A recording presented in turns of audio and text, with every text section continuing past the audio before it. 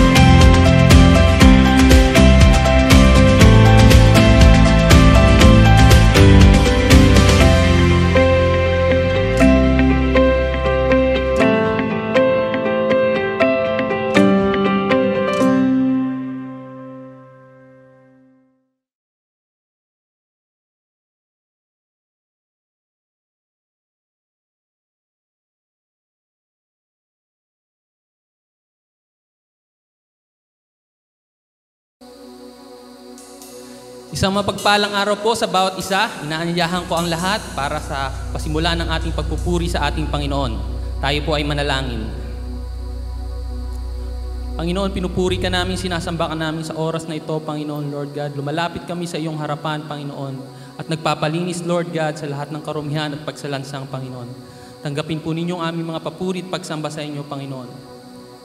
Maraming salamat po. Patuloy ninyong ipadamang yung presensya sa bawat isa sa amin, Lord God, at sa bawat nanonood ng FB Live namin na ito, Panginoon. Maraming salamat po. Ito po ang aming panalangin sa pangalan ni Jesus. Amen.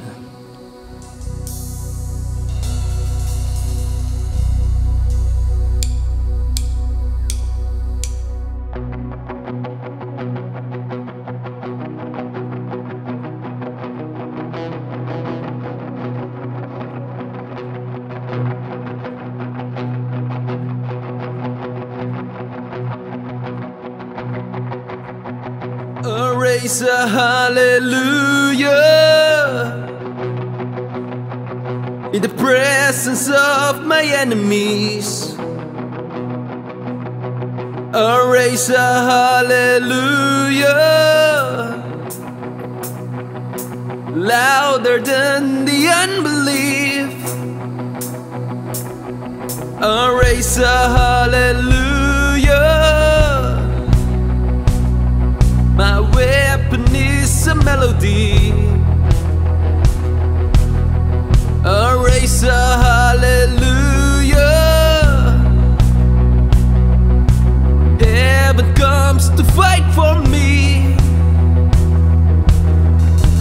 I'm gonna sing in the middle of the storm, louder and louder.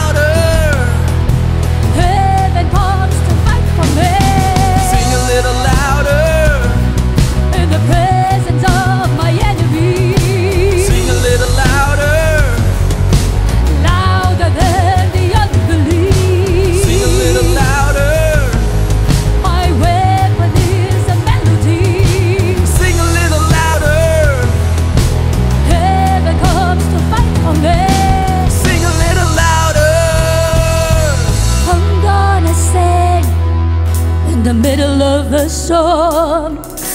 Louder and louder, you're gonna hear my praises roar. Up from the ashes, hope will arise. Death is defeated, the King is alive. I'm gonna sing in the middle of the storm. Louder and louder, you're gonna hear my praises roar. Up from the ashes, hope will arise. Death is defeated, the King is alive.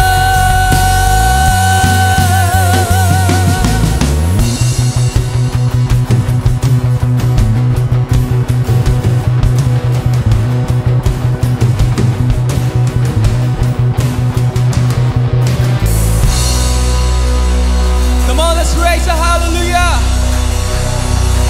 We worship you, Lord. We honor you. We glorify your name.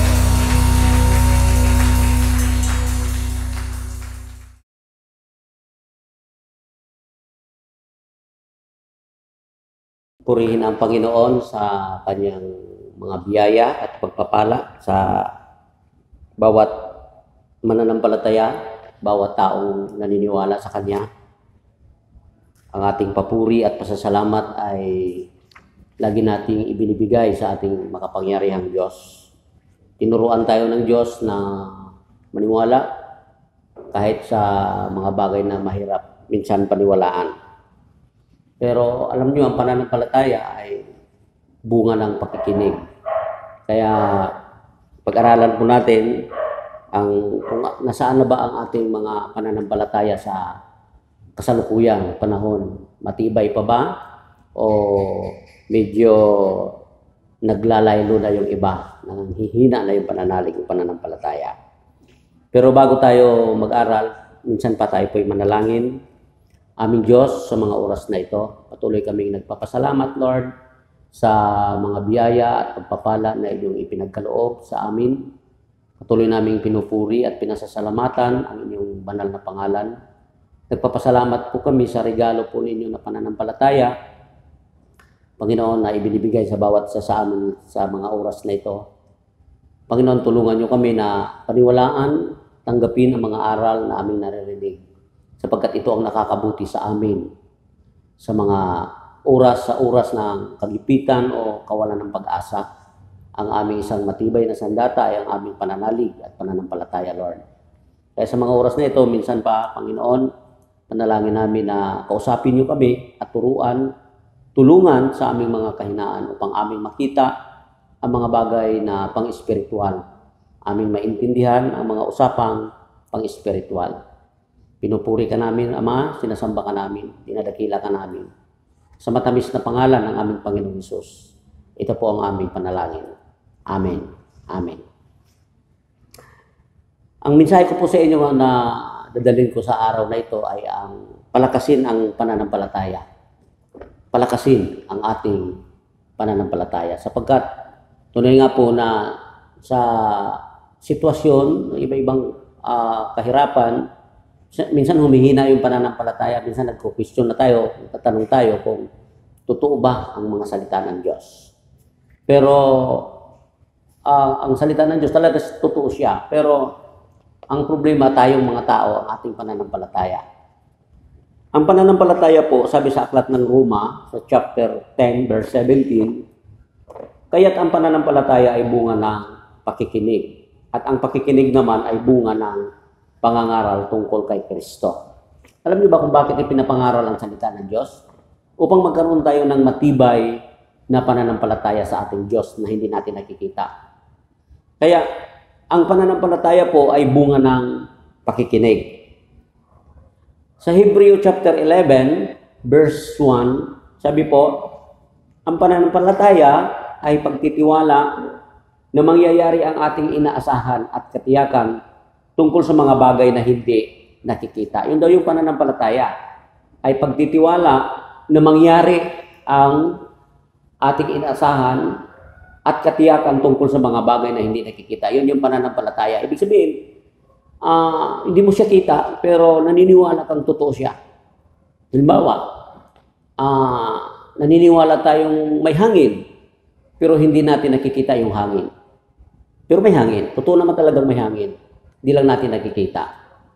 May bakterya, may virus, pero hindi natin nakikita yon. Ang sabi ng Hebreo sa verse 1 na ang pananampalataya ay pagtitiwala sa mga bagay na hindi nakikita. Kaya, sabi ng Panginoon, ang pananampalataya ay bunga ng pakikinig. Na-develop, nabubuo ang ating pananampalataya sa pamamagitan ng pakikinig. Kaya lang, minsan, ang pananampalataya po ng marami ay hindi na halos, wala nang funksyon.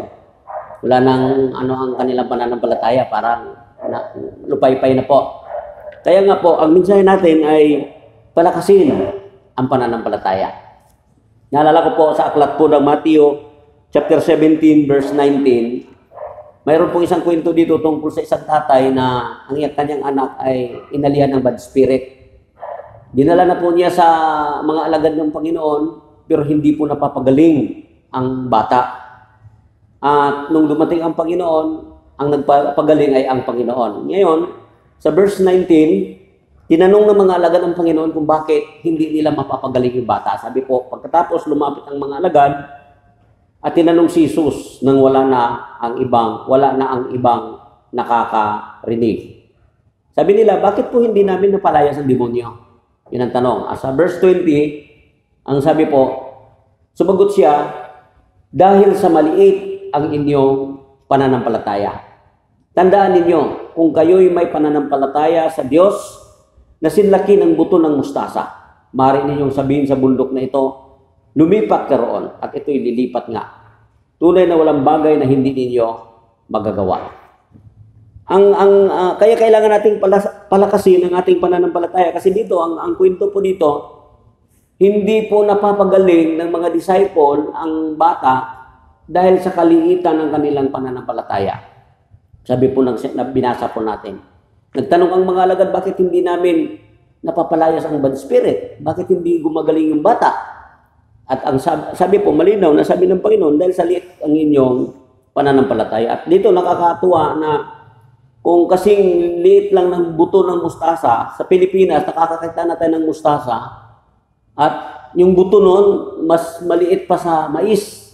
Pero sabi ng Lord, kung ang inyong pananampalataya, kasing liit lang ng buto ng mustasa, kaya na nating utusan ng bundok na lumipat sa dagat o saan man gusto natin, walang bagay na hindi natin nagagawa, sabi po ng talata. Kaya dito nakikita natin, naintindihan natin na kung atin pong i-evaluate yung ating pananampalataya, minsan nakakahiyaw, akala natin may pananampalataya tayo pero wala pa pala. Kaya dito, palakasin natin yung ating pananampalataya. Matuto tayong i-exercise yung ating mga pananampalataya. Alam nyo, sa physical na usapan, lalo na sa katawan, kung gusto mong lumaki ang katawan mo, exercise ang kailangan po doon.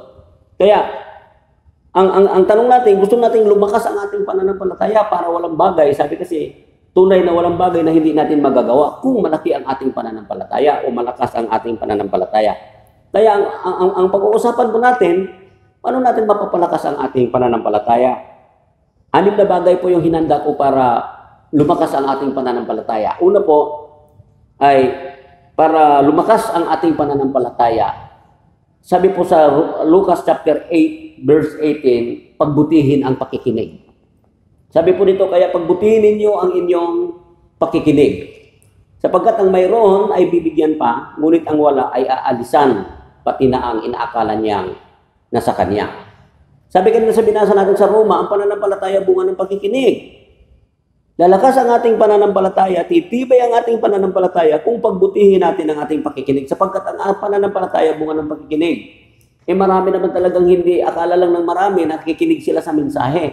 Pero hindi sila nakikinig sa mensahe. Bakit? Hindi sila tumibay sa pananampalataya. Alam mo, marami pong nakikinig sa mensahe pero hindi lumalago. Ang Kristiyanong hindi lumalago, hindi nakikinig sa mensahe ng Diyos. Kaya kung gusto mong lumago, meaning lumakas ang pananampalataya mo, malago ka na sa Panginoon, ay pagbutihin mo ang iyong pakikinig. Sapagkat ang mayroon ay bibigyan pa. Alam nyo, mga ang nakakatuwa po, yung mga matalino sila, aral pa sila ng aral. Yung mga magagaling, tapos talagang gusto pa nilang gumaling pa sila. Ang problema po yung medyo parang ano yun, mga lingkod ng Diyos na matatag ang pananampalataya, aral pa ng aral ng Biblia. Yung mga lupaypay ang pananampalataya, kung kailan lupaypay ang kanilang pananampalataya, hindi na sila nagbubuklat ng Bible. Hindi na sila nagpipray. Kaya hindi lumalakas ang kanilang pananampalataya. Bakit hindi sila nakikinig? Ano ba tinuturo sa atin? Yung mga una nating mga mensahe tungkol po sa panalangin. Dapat talaga nananalangin para ipanalangin na matutunan natin ang mga mensahe na naririnig po natin. Kaya, kung gusto nating lumakas ang ating pananampalataya, pagbutihin natin ang ating pakikinig. Una yon. Number 1. Number 2, wag mag-alinlangan sa mga pangako ng Diyos. Marami pong nag-aalinlangan na sa pangako ng Diyos Alam nyo, gayahin natin si Amang Abraham. Sa Roma chapter 4 verse 18, dito po ay pinangakuan ng Diyos si Abraham ng anak na ang edad ni Abraham ay 100 na at ang asawa niyang si Sarah ay baog. Yung bagay na imposible sa tao, pero dahil nangako ang Diyos, nagiging posible. Nangako po kasi ang Diyos kay Abraham na magkakaroon siya ng anak na magmamana ng kanyang kayamanan. Kaya lang marinig na ni Abraham ang mga pangako ng Diyos, sabi po sa verse 18 hanggang 21 ng chapter 4 ng Roma, kahit wala ng pag-asang magkaanak, nanalig pa rin si Abraham na siya ay magiging ama ng maraming bansa. Ayon sa sinasabi sa kanya, sindami ng mga bituin ang iyong magiging lahi. Hindi nang hina ang kanyang pananampalataya. Sa kabila ng edad niya, sa kabila ng sitwasyon na baog ang kanyang asawa, sa sinasabi ng Diyos sa kanya, hindi nang hina ang kanyang pananampalataya. Kahit uugod-ugod na siya, palibhasa 100 taon na, siya noon at ang kanyang namang asawa si Sarah ay baog. Sabi po, hindi siya nag-alinlangan sa pangako ng Diyos. Sa halip, lalo siyang tumibay sa kanyang pananampalataya at nagpuri sa Diyos. Sabi po diyan. Kaya, yung huwag nating, hindi tayo dapat nag-aalinlangan sa pangako ng Diyos. Alam niyo, pag sinasabi po ng Panginoon, totoo po. Ang problema po, minsan hindi na natin pinapaniwalaan, nagdududa na po tayo kung totoo nga ba ang mga salita ng Panginoon, kaya naghihina ang pananampalataya. Si Abraham po, hindi po nanghina ang kanyang pananampalataya sa Diyos. Hindi siya nagduda o hindi po siya nag-alinlangan sa mga pangako ng Diyos at ito'y natutupad sa kanyang kapanahunan. Pangatlo po, sa Santiago chapter 1 verse 2 hanggang 3. Ang sabi po, para lumakas ang ating pananampalataya, sabi po sa Santiago chapter 1 verse 2 hanggang 3, magalak, mga kapatid, magalak kayo kapag kayo'y dumaranas ng iba't ibang uri ng pagsubok. Dapat ninyong malaman na napatatatag ang ating pananampalataya sa pamamagitan ng mga pagsubok. Sabi po diyan. Ibig sabihin, sabi ni Santiago, kapag mayroon tayong pagsubok, nagagalak po tayo.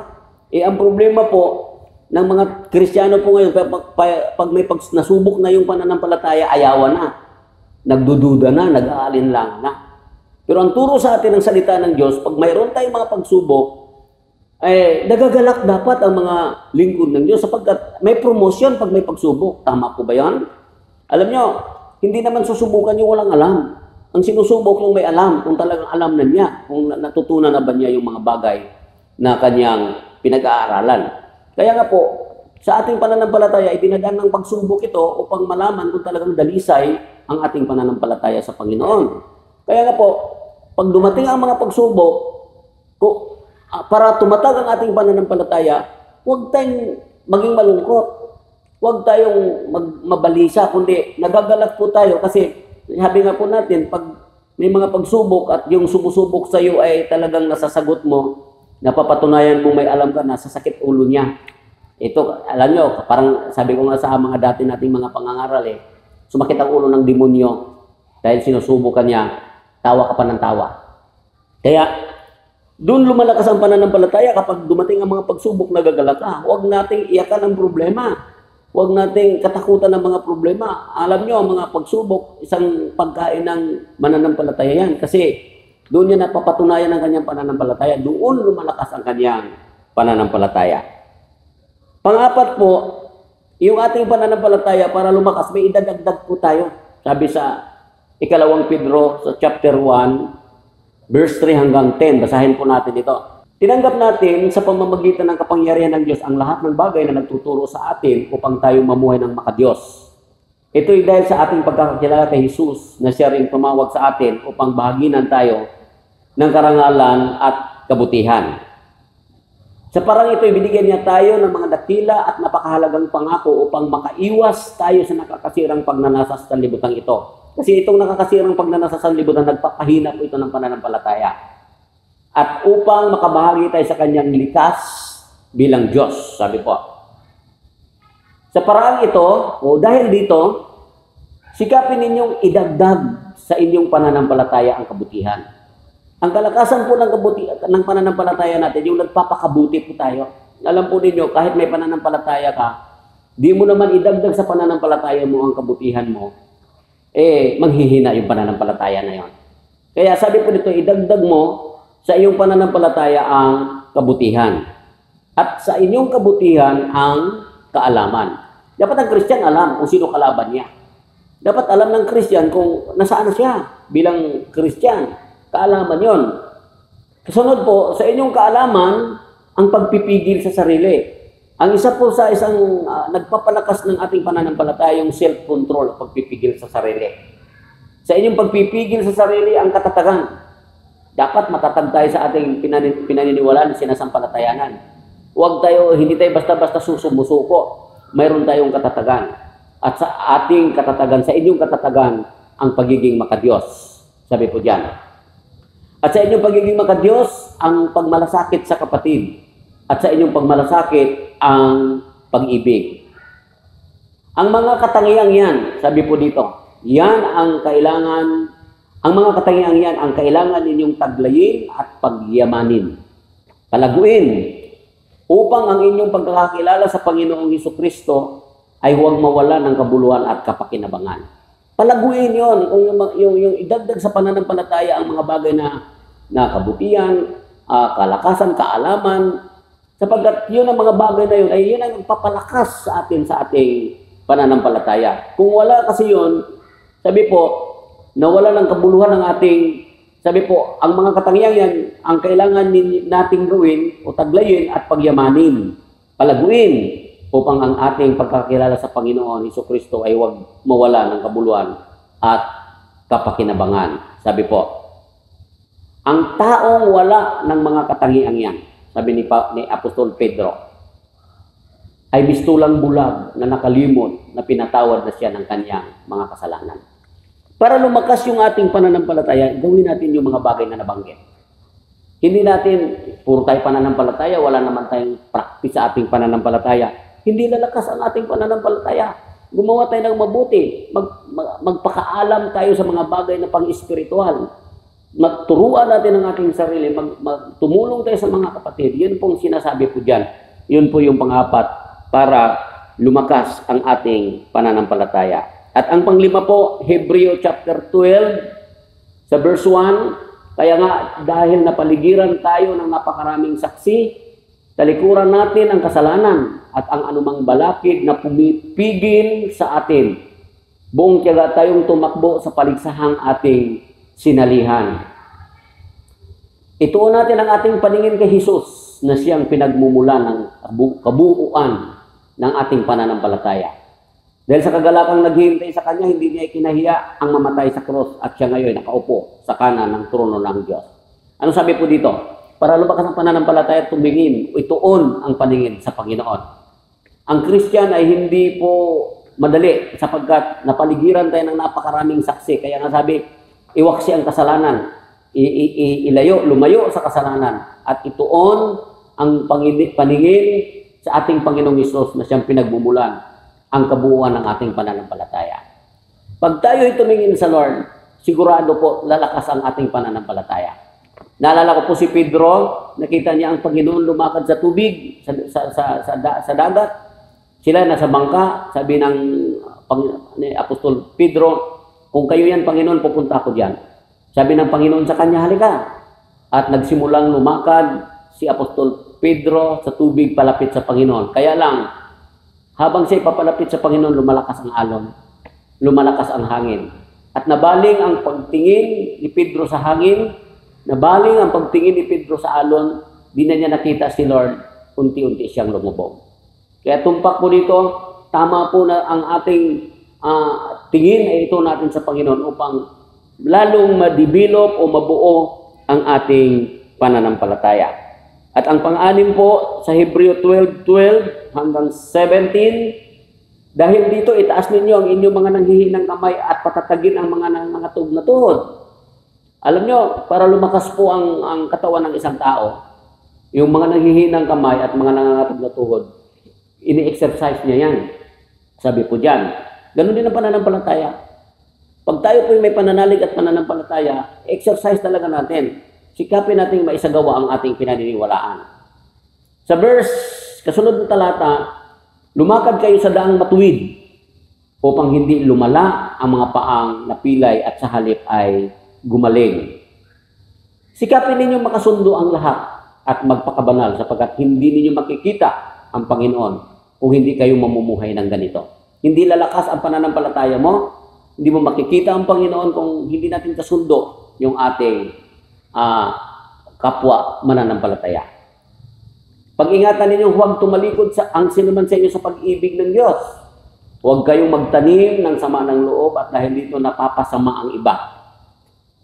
Pag-ingatan niyo na huwag makiapid ang sinuman sa inyo o pawalang halaga sa mga bagay na espiritual tulad ng ginawa ni Esau. Ipinagpapalit niya sa pagkain ang kanyang karapatan bilang panganay. Alam niyo ang nangyari pagkatapos hiningi niya sa kanyang ama na igawad sa kanyang pagpapalang na ukol sa panganay, ngunit ito itinanggi sa kanya sapagkat hindi na niya mababago ang kanyang ginawa, anuman ang gawin niyang pakiusap at pagluha. Para lumakas ang ating pananampalataya, i-exercise po natin yan.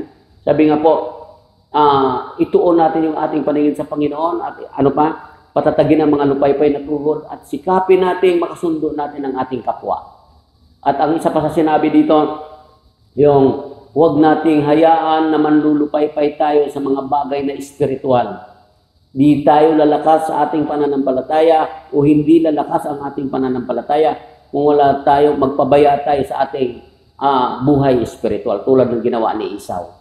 Ipinagpapalit niya ang kanyang karapatan bilang panganay at nung kailangan na niya ang kanyang karapatan, hindi na niya ito mababawi sapagkat kahit anong pagluha niya sapagkat hindi na bababago ang kanyang ginawa. Parang tayo, itong ating pananampalataya, ito yung protection po natin, matibay na pananampalataya, lalo na sa COVID-19. Lagi tayong magpipray at mananampalataya tayo sa ating mga prayer. Panampalataya na natin na naririnig tayo ng Panginoon. Sapagkat kung matibay ang ating pananampalataya, hindi tayo mapapahiya. Dapat tibayan natin ang ating pananalig sa Diyos. Sabi sa aklat ng Roma, sa chapter 10 verse 11, pag matibay ang ating pananampalataya, at kailangan natin tibayan ang ating pananampalataya, palakasin ang ating pananampalataya. Sapagkat sabi ng Roma chapter 10 verse 11, sinasabi ng kasulatan, walang sinumang sumampalataya sa Kanya ang mapapahiya. Di tayo pahihiyain ng Diyos. Hindi tayo pababayaan ng Diyos kapag tayo sumasampalataya. At sa aklat po ng Marcos, chapter 9 ng Marcos, verse 23, sabi po doon, mangyari ang lahat ng sino mang may pananampalataya. Lahat ng may pananalig sa Diyos, mangyayari, ano man ang kanyang hilingin o ipanalangin. At sa aklat po ng Matthew chapter 21 verse 21, sabi po, Matthew 21:21, sabi po dito, sumagot si Jesus, tandaan ninyo, kung kayo'y mananalig sa Diyos at hindi nag-alinlangan o mag-aalinlangan, magagawa rin ninyo ang ginawa ko sa puno ng igos na ito. Hindi lamang yan, kung sasabihin niyo sa bundok na ito, umalis ka riyan at tumalon ka sa dagat, mangyari ang inyong sinabi. Anumang hingin ninyo sa panalangin, ay tatanggapin ninyo kung nananalig kayo. At sa panghuli po, Marcos 16, verse 17 hanggang 18. Sabi po dito, kailangan natin palakasin ang ating pananampalataya sapagkat ang mga sumasampalataya ay bibigyan ng kapangyarihang gumawa ng mga himala. Sa pangalan ko'y magpalaya sila ng mga demonyo at magsalita ng iba't ibang wika.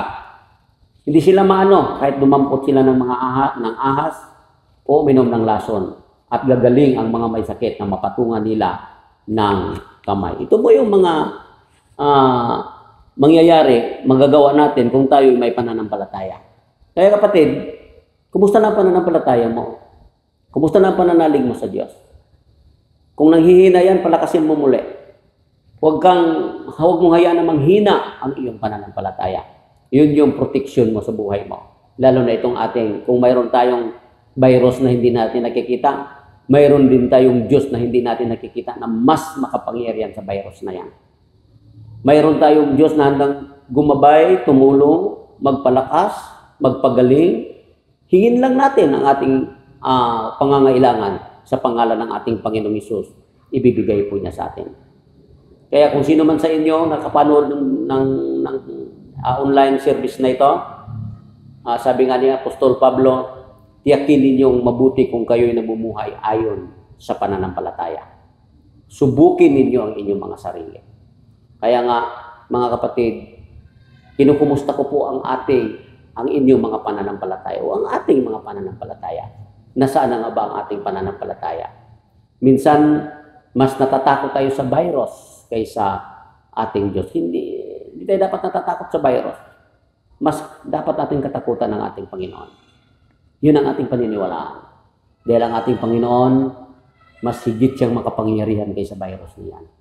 Kaya nga po, kung nanlulupaypay ang iyong pananalig at pananampalataya sa ating Panginoon sa mga oras na ito, samahan mo ako sa panalangin. Mananalangin po tayo para ang ating pananampalataya ay patuloy na lumakas, gumaling at tumatag ang ating pananalig sa ating makapangyarihan Diyos. Tayo po ay manalangin. Aming Diyos, salamat po sapagkat tinuruan niyo kami na subukin namin ang aming mga sarili kung kami ba ay namumuhay ayon sa aming pananampalataya. Ama, sa mga sandaling ito, hindi ko po alam kung nasaan na ang mga pananalig ng mga kapatirang nakakapanood dito. Lord, ikaw ang nakakakita sa aming pananampalataya. Hindi ka namin nakikita, ngunit nakikita mo kami. Alam ninyo, Panginoon, kung kami may pananalig pa o wala na, o lumalakas pa ang aming pananampalataya o nanghina na. Kaya sa mga oras na ito, aming ipinapanalangin tulad ng mga request ng mga alagad mo sa kapanahunan na ikaw ay nagkatawang tao. Sabi ng mga alagad, dagdagan ninyo, Panginoon, ang aming pananampalataya. At sa ganung diwa na panalangin, aming ding dinadalangin, Lord, na tulungan niyo kami sa aming pananampalataya. Tulungan niyo kaming pagtibayin ang aming pananalig sa iyo.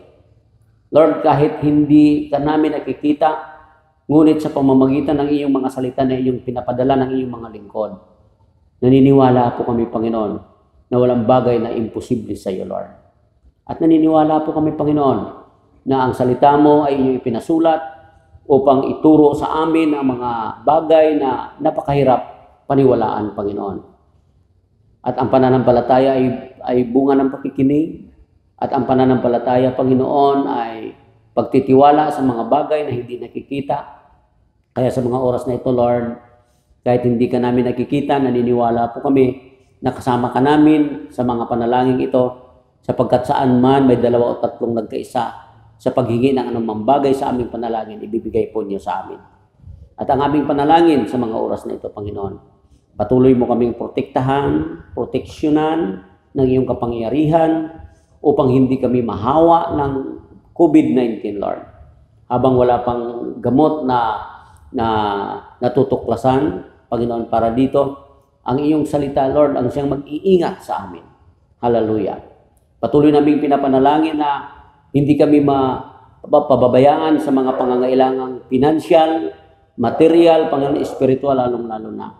Patuloy naming pinapanalangin sa iyo na inyong patuloy na pagalingin ang sinuman na may mga sakit at karamdaman sa mga oras na ito. Patuloy naming pinapanalangin aming Diyos na makapangyarihan sa lahat ng iyong pagkilos sa aming kalagitnaan. Patuloy naming panalangin aming Panginoon na inyong tulungan ang aming mga leader ng aming bayan, ng aming bansa, Panginoon, mula sa aming presidente. Maging ang mga spiritual leader, patuloy naming dinadalangin. Ang mga kapatirang nakakapanood, Panginoon, sa aming service na ito, sa mga oras na ito, akin siyang pinapanalangin. Patuloy mong patatagin ang pananampalataya ng bawat isa sa amin. Sapagkat kung kami may matibay na pananampalataya, ang mga imposibleng bagay ay magiging posible para sa amin. Kaya ang papuri at pagdakila sa iyong banal na pangalan ay patuloy naming ibinibigay sa iyo, Panginoon. At patuloy kami nagpapasalamat sa mga biyaya na walang katapusang ibinibigay po ninyo. Maraming salamat, Ama.